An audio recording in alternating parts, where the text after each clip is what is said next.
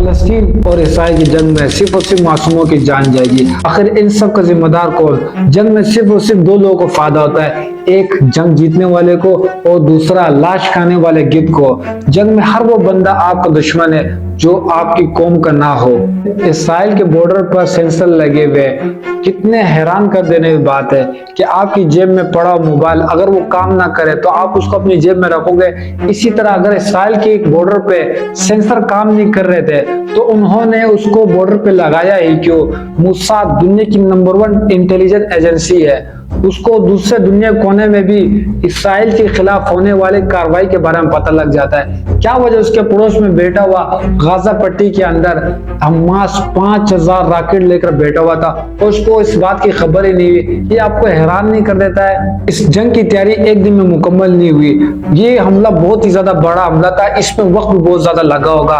और हैरान कर देने वाली बात यह कि हमास के लोग इसराइल के अंदर 5 किलोमीटर होने वाले फेस्टिवल तक पहुंचे कैसे? जी हाँ, मैं उसी फेस्टिवल की बात कर रहा हूँ जहां पर हमास के लोगों ने अंधाधुंध फायरिंग की और कई सारे लोगों को यरगमाल बनाया।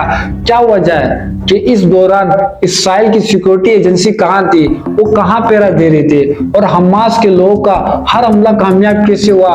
ये कोई करिश्मा तो नहीं था? रिपोर्ट की माने तो दुनिया वालों के सामने ये बात आई है कि मिस्री इंटेलिजेंस ने मोसाद को हमास के हमले से ठीक 3 दिन पहले वार्न कर दिया था कि आप पर मोसाद की तरफ से हमला होने वाला है। तो क्या वजह है जो मोसाद ने अपनी प्रोटेक्शन के लिए कुछ नहीं किया?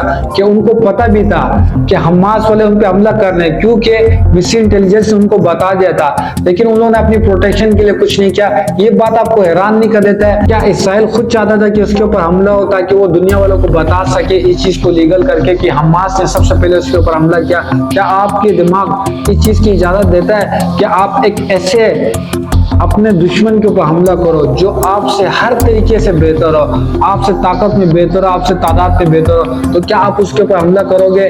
जब हमास भी ये चीज जानता था कि इसराइल हर चीज खुद बनाते हैं, टैंक खुद बनाते हैं, हथियार खुद बनाते हैं, बम खुद बनाते हैं, रॉकेट खुद बनाते हैं, लेकिन फलस्तीन को ये सब चीजें खरीदनी पड़ती है। अब जब बॉर्डर हर तरीके से उसको पता था कि सबसे पहले हमले के बाद बॉर्डर बंद कर दिया जाएगा, तो वो उसने हमला क्यों किया?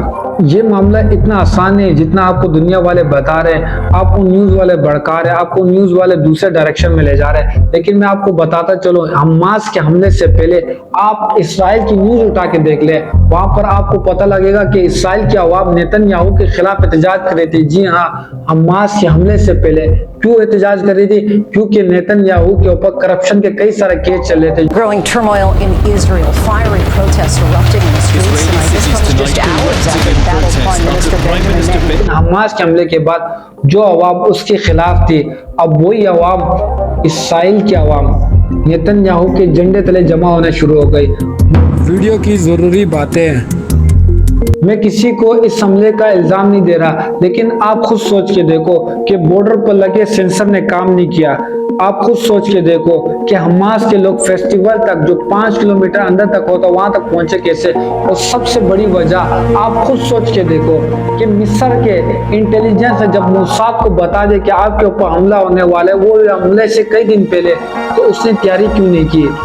लेकिन मैं आपको ये क्लियर कर दूं कि फलस्तीन और इसराइल की जंग में सबसे ज्यादा अमवात, सबसे ज्यादा नुकसान फलस्तीन का ही होगा। किसी तरीके से अल्लाह पाक फलस्तीनियों की मदद फरमाए। आमीन सुमा आमीन। इसी के साथ अगली वीडियो मिलते हैं। अल्लाह हाफिज।